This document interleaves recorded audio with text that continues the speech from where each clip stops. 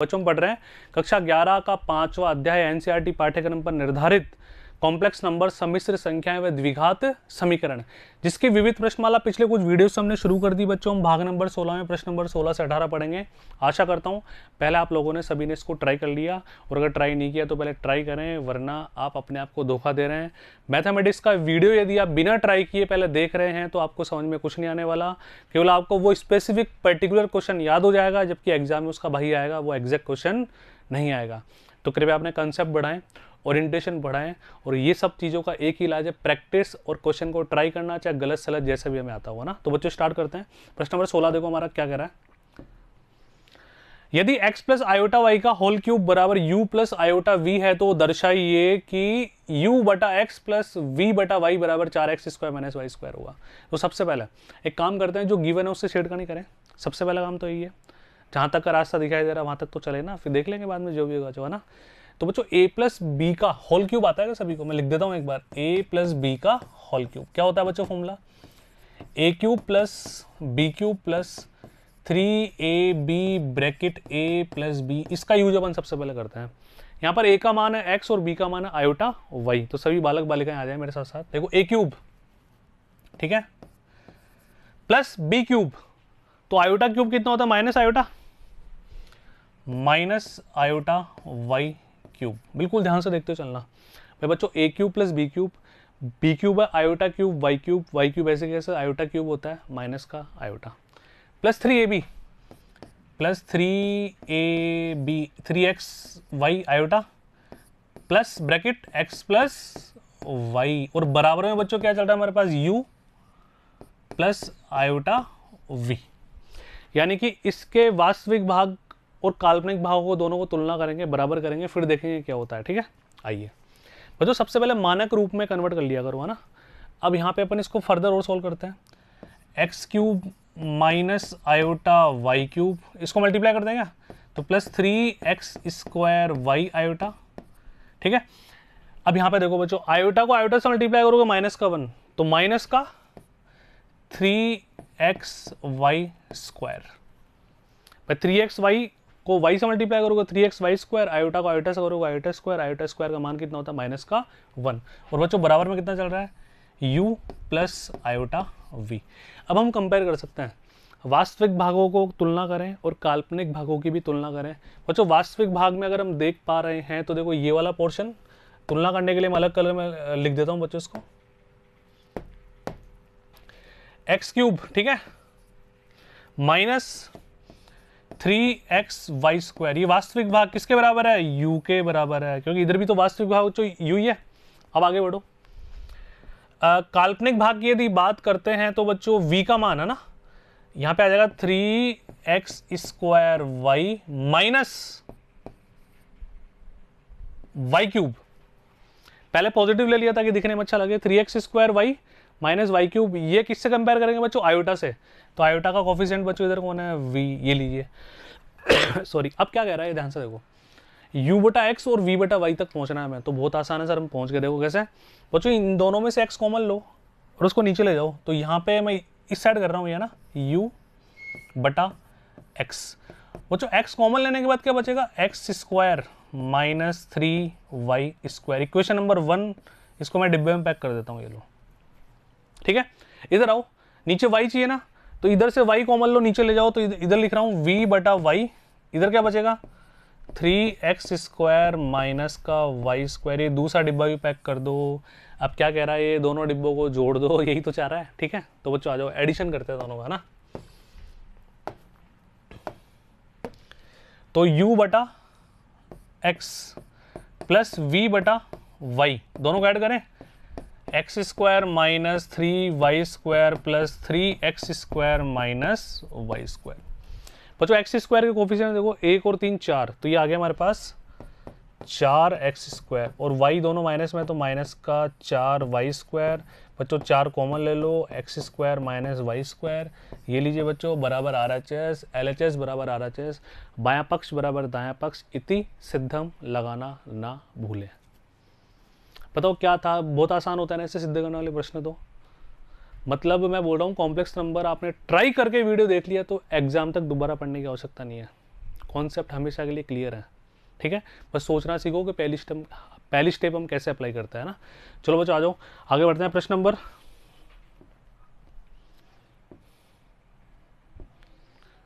17 क्या कह रहा है, यदि अल्फा और बीटा, अब इसको देखकर घबराना मत, ये तुम्हें कहीं अजीब सा लग रहा हो। यदि अल्फा और बीटा भिन्न सम्मिश्र संख्याएं हैं, यानी कि इसने पहले बोल दिया कि अल्फा और बीटा दो अलग अलग सम्मिश्र संख्याएं हैं, अलग अलग कॉम्प्लेक्स नंबर है, जहां बीटा का मापांक, बच्चों बीटा का मापांक कितना आ रहा है, 1 आ रहा है, तब ये याद करो बीटा माइनस अल्फा बटा 1 माइनस अल्फा बार, अल्फा का कॉन्जुगेट मल्टीप्लाई बीटा। बच्चों ऐसे प्रश्नों को मैं तुम्हें 2 तरीके से बताता हूँ। पहला तरीका है ना, मैंने ऐसी चर्चा पहले भी तुम्हारे साथ की होगी कि जब भी इस तरह के प्रश्न आते हैं ना, तो कोई भी सम्मिश्र संख्या मान लो, न्यूमेरिकल वैल्यू यदि हम एज्यूम करते हैं तो उससे आसान दुनिया में कुछ नहीं होता, जो तुम्हारा मन करे मानो, लेकिन एक कंडीशन इसकी सेटिस्फाई होनी चाहिए कि बीटा का मापांक है ना जो बच्चों 1 आना चाहिए, ठीक है। तो अल्फा के लिए कोई कमिटमेंट नहीं किया, कुछ भी मान लो जो तुम्हारा मन कर रहा हो। देखो मैं तुम्हें मान के दिखाता हूँ, माना, तुम्हारे अंदर से क्या आवाज आ रही बताओ। अल्फा को अपन क्या माने बच्चों, तुम जो बोलो 1 प्लस आयोटा मान लेते हैं, ठीक है। अच्छा बीटा को तो ऐसा मानना है कि उसका मापांक 1 आ जाए, है ना। तो बीटा को मान लो बच्चों तुम कुछ भी, जैसे बीटा को मैंने केवल आयोटा ले लिया, जैसे क्योंकि देखो जब मोड बीटा निकालोगे, बीटा का मापांक निकालोगे तो क्या आएगा, 0 + 1 का स्क्वायर दैट इज 1। कंडीशन भी तो सेटिस्फाई कर रहा है। अल्फा को 1 प्लस आयोटा ले लिया, 2 + 3 आयोटा ले लो, 4 + 5 आयोटा ले लो, 6 - 7 आयोटा ले लो, जो मन करे ले लो, कोई फर्क नहीं पड़ता, ठीक है। अब यहाँ पर अपन वैल्यूज रखते हैं, आंसर लाते हैं, ध्यान से देखो, इसका मान निकालते हैं ना। क्योंकि बच्चों जब इस तरह के जनरल क्वेश्चन आता है ना, तो किसी भी वैल्यू के लिए होते हैं, किसी भी वैल्यू के लिए ट्रू होंगे हमेशा के लिए वो। तो सबसे पहले अपन क्या निकाले, बीटा माइनस अल्फा, है ना। तो बीटा की वैल्यू देखो, बीटा माइनस अल्फा, ठीक है बच्चों। बीटा का मान है आयोटा और अल्फा -1 माइनस आयोटा, ये दोनों कैंसिल, तो बीटा माइनस अल्फा का मान आ गया -1। पहली बात, नीचे आ जाओ, हमें निकालते हैं alpha bar into beta, 1 minus alpha conjugate beta, तो 1 माइनस अल्फा का संयुग्मी वो हो जाएगा बच्चों 1 माइनस आयोटा, और किससे मल्टीप्लाई करना, बीटा से। बीटा क्या है हमारे पास, बीटा है आयोटा, तो 1, ध्यान से देखो, 1 माइनस 1 आयोटा यानी कि आयोटा, यह आ जाएगा minus iota square. Minus iota square की वैल्यू बच्चों कितनी होती है, प्लस का 1, और बाहर माइनस है तो माइनस का 1, और 1 से 1 कैंसिल बच्चों, ये वैल्यू आ गई माइनस का आयोटा। दोनों को डिवाइड करते हैं जी, आ जाओ, बहुत आसान है जी, करें दोनों को डिवाइड। तो बच्चों दोनों को यदि हम डिवाइड करते हैं, बीटा माइनस अल्फा, ये एक बार और समझाओ, ध्यान से देखो, कुछ बच्चे कंफ्यूज हो रहे होंगे बच्चों। देखो पहले इसको मल्टीप्लाई कर लेते हैं, आयोटा माइनस आयोटा स्क्वायर, बाहर माइनस है तो 1, ये माइनस और ये प्लस, ठीक है। अब ध्यान से देखना, आयोटा का कितना होता है -1, -1 से +1 कैंसिल, माइनस का आयोटा बच गया हमारे पास। अब हमें निकालना बीटा माइनस अल्फा बटा 1 minus alpha bar beta. Beta minus alpha का मान है बच्चों -1, इसका मान है माइनस आयोटा, ये दोनों कैंसिल, ठीक है। अब हमें मान किसका निकालना है, इसका बार, इसका मॉड्यूलस मापांक, beta minus alpha 1 minus alpha bar beta, ठीक है। अब हमें निकालना 1 बटा आयोटा का मापांक, और हमें पता है कि नीचे आयोटा का भी अच्छा नहीं माना जाता, उसको एलिमिनेट करना पड़ेगा। ये वैल्यू तुम्हें याद भी होगी, मैंने बहुत बार सिखा दी, 1 आयोटा इज माइनस आयोटा, है ना। तो कर लोगे ना, क्या करोगे, अरे आयोटा से मल्टीप्लाई करो, आयोटा से डिवाइड करो, तो बच्चों नीचे ऊपर आ गया आयोटा, नीचे आयोटा स्क्वायर -1 की फाइनल आंसर आ गया माइनस का आयोटा, ठीक है। ये मल्टीप्लाई करने पर अब इसका मापांक तुम्हें निकालना है, तो मापांक के लिए क्या करें, 0 + -1 का होल स्क्वायर, ये बच्चों कितना आ गया 1, यानी कि हमारे प्रश्न का फाइनल आंसर आ गया बच्चों 1। दुनिया की कोई ताकत इसको नहीं रोक पाएगी। कोई भी डेटा ले लो जो तुम्हारा मन कर रहा हो यार, कोई फर्क नहीं पड़ता। यहाँ पर बच्चों देखो, मैंने इसको आयोटा माना ना, तुम 1 मान लो, क्योंकि 1 लेने के बाद भी तो बीटा का मापांक एक ही आएगा। यहाँ पे 4 + 5 आयोटा मान लो, कैलकुलेशन ढंग से करो, जैसे जैसे प्रश्न बोल रहा है, आंसर में डिफरेंट नहीं आएगा, रिजल्ट विल बी ऑलवेज 1, ठीक है। अब मैं तुम्हें इसका दूसरा तरीका बताता हूँ बच्चों, एक बात है ना, ध्यान से देखो, एक और तरीका जो इसमें किया हुआ है उसको एक्सप्लेन कर देता हूँ बच्चों। मोड z का स्क्वायर हमेशा z इंटू जेड बार होता है। मोड z का स्क्वायर, है ना, ये क्या होता है, z इंटू जेड बार। ये तुम्हें ध्यान है कि नहीं बताओ, ये मैं तुम्हें प्रूव करके दिखा दूँ एक बार, है ना, ध्यान से देखो, आ जाओ, क्योंकि ये जो सॉल्यूशन है ना पूरा इसी पर निर्भर है बच्चों, ध्यान से देखना। क्या कह रहा है, मोड जेड का स्क्वायर जेड इंटू जेड बार किसी भी सम्मिश्र संख्या के लिए एप्लीकेबल है बच्चों, है ना, कोई भी सम्मिश्र संख्या, माना कि जेड बराबर ले लो 2 + 3 आयोटा, ये ले लेता हूँ, ठीक है, कोई फर्क नहीं पड़ने वाला है ना। अब बच्चों जेड को जेड बार से गुणा करते हैं, यानी कि 2 + 3 आयोटा को किससे मल्टीप्लाई करें, 2 - 3 आयोटा से, तो यहाँ पे क्या आ जाएगा, 2 का स्क्वायर -3 आयोटा का स्क्वायर, तो 4, ठीक है, माइनस का 9 आयोटा स्क्वायर प्लस का 9, ये आ गया बच्चों 13। अब यहाँ पे अपन निकाल के देख देते हैं मोड जेड, ये कितना आ गया, 2 का स्क्वायर प्लस 3 का स्क्वायर, बच्चों ये कितना आ गया, √13। तो बच्चों मोड जेड का स्क्वायर कितना आ जाएगा हमारे पास, 13, और ये भी कितना है, 13। तो ये बात ध्यान रखो हमेशा, अल्फा मल्टीप्लाई अल्फा का बार कॉन्जुगेट बराबर मोड अल्फा का स्क्वायर, बीटा मल्टीप्लाई बीटा के ऊपर बार हमेशा बीटा का मोड, बीटा का मापांक का स्क्वायर हमेशा आएगा, ना। तो ये बात समझ में आई क्या, दिमाग में फिट है क्या। अब बैक चलते हैं, वापस आ जाओ, ध्यान से देखो। तो इसने क्या किया, मोड इसका स्क्वायर कर दिया, दिस मल्टीप्लाई इसका कॉन्जुगेट, अब इसको कॉन्जुगेट से मल्टीप्लाई अपन करते हैं, और हमें पता है कि मापांक अलग अलग चला जाता है, इस बात से सही वाकिफ होना भाई, Z1 - Z2 के और पूरे के ऊपर कॉन्जुगेट हो तो अलग अलग भी लगा सकते हैं अपन, ये हमने इसको अलग अलग लगा दिया, मल्टीप्लाई करते हैं, देखो बीटा बीटा बार, ठीक है, alpha bar beta, alpha beta bar और माइनस अल्फा अल्फा, ठीक है, minus alpha into alpha. Minus minus बच्चों क्या हो जाएगा, प्लस हो जाएगा, नीचे बढ़ो, 1 - अल्फा बीटा, तो वही क्या बोलते हैं, स्क्वायर होगा ना, a² + b² का मतलब दोनों रिपीट हो गए, माइनस का 2ab, लेकिन लिखना है इसको इस फॉर्मेट में। अब ध्यान से देखो, बीटा इंटू बीटा के ऊपर बार बीटा के मापांक का स्क्वायर, ये as it is alpha alpha के ऊपर बार, इसका मतलब मोड अल्फा का स्क्वायर, ऐसे नीचे कर देना बच्चों, बहुत आसान है।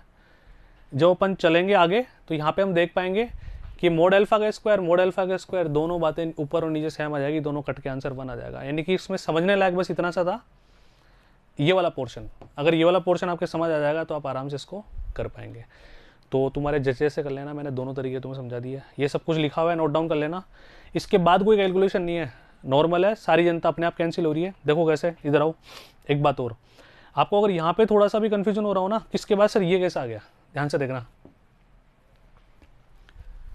1 - alpha bar beta alpha beta bar plus alpha square, क्योंकि यहाँ पे प्रश्न ने बच्चों क्या दिया, ध्यान से देखो, जहां जहां बीटा मोड का स्क्वायर है उसकी जगह अपन 1 रख देंगे, क्योंकि ऐसा प्रश्न पहले से बोला, मोड बीटा का मान 1 है ना भाई, देखो यहाँ पे आओ, इसका यूज तो करेंगे ना, लेकिन मुझे पता है तुम्हें ज़्यादा कंफर्टेबल ये लग रहा होगा कोई भी एग्जांपल मान के, तो जैसे जैसे कर लेना, नंबर कटने का कोई सवाल नहीं है।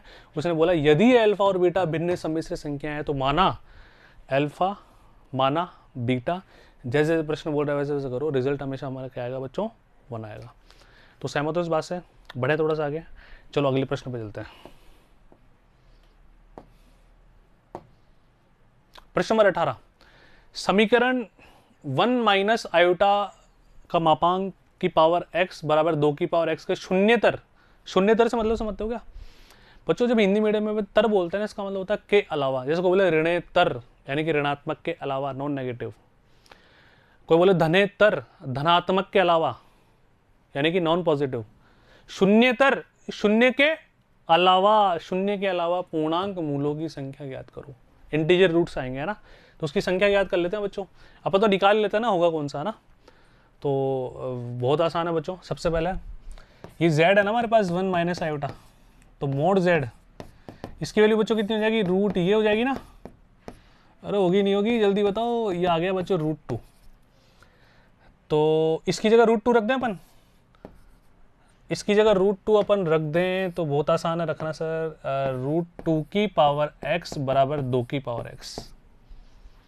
जब कंपेयर करते हैं LHS और RHS में तो कुछ सेम होना चाहिए, इनका बेस सेम बना लो, ये 2 की पावर 1/2 है तो x/2 हो गया, और ये 2 की पावर x हो गया, बेस सेम है, जब बेस सेम होता है तो पावर्स बराबर होती है, आधार बराबर तो खाते, बराबर हम कर देते हैं, ये लीजिए बच्चों, करें मल्टीप्लाई 2x बराबर x, 2x माइनस x बराबर 0 और x बराबर बच्चों आंसर कितना आ गया 0।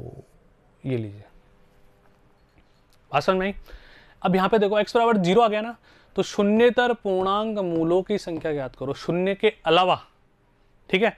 और यहाँ पर तो एक ही आंसर आ रहा है, ठीक है। तो यहाँ पे देखो, इस प्रकार समीकरण का केवल एक ही मूल है जो कि 0 है, तो मूलों की संख्या 0 होगी। अब इस बात पे गौर फरमाना, प्रश्न बोला शून्येतर पूर्णांक मूलों की संख्या। हमने इस समीकरण को सोल्व किया, सुख दुख पाया, तो बच्चों हमारा आंसर कितना आ रहा है 0 आ रहा है, केवल एक ही आंसर आ रहा है। समीकरण का आंसर एक ही आ रहा है 0, यानी कि इसका जो आंसर है वो 0 है। और क्वेश्चन ने बोला है 0 के अलावा बताओ आप, तो 0 के अलावा तो एक भी नहीं है ना। अब देखो कंफ्यूजन बिल्कुल मत होना बच्चों, बहुत बड़ी बात बोल रहा है। शून्येतर पूर्णांक मूलों की संख्या 0 होगी, ये वाला 0 नहीं, इसका आंसर 0 होगा। लेकिन उसने बोला कि संख्या कितनी होगी शून्य के अलावा जो हल होंगे, और उनकी संख्या कुछ भी नहीं होगी, इसका मतलब 0 होगी। क्लियर है क्या? तो इस स्टेटमेंट को बिल्कुल ढंग से पढ़ लो। समीकरण का केवल एक ही मूल है जो कि 0 है, अतः शून्येतर पूर्णांक मूलों की संख्या 0 है। ये वाला 0 नहीं है, संख्या 0 है, यानी कि कुछ भी नहीं है। बात समझ में आई बच्चों? तो इसी के साथ आपकी ये प्रश्नमाला पूरी समाप्त होती है। कॉम्प्लेक्स नंबर जो मैंने पढ़ा दिया बच्चों, इससे बाहर कुछ भी नहीं जाएगा। बस आपको प्रैक्टिस बिल्कुल दिल से करनी है। पूरे वीडियोस देखकर आपको गृह कार्य की कॉपी में तुम्हारी बुक में जो जो प्रश्न है, उदाहरण है, विविध प्रश्नमाला है, सारे मैंने एक एक तुम्हें करा दिए। एक बार वीडियो देखने के बाद गृह कार्य की कॉपी में बिना देखे तुम सुंदर सुंदर राइटिंग में बिल्कुल इस तरह से तुम्हें करना है जैसे एग्जाम में बैठ कर हम करते हैं। बात समझ में आ रही बच्चों? तो अलविदा, थैंक यू सो मच।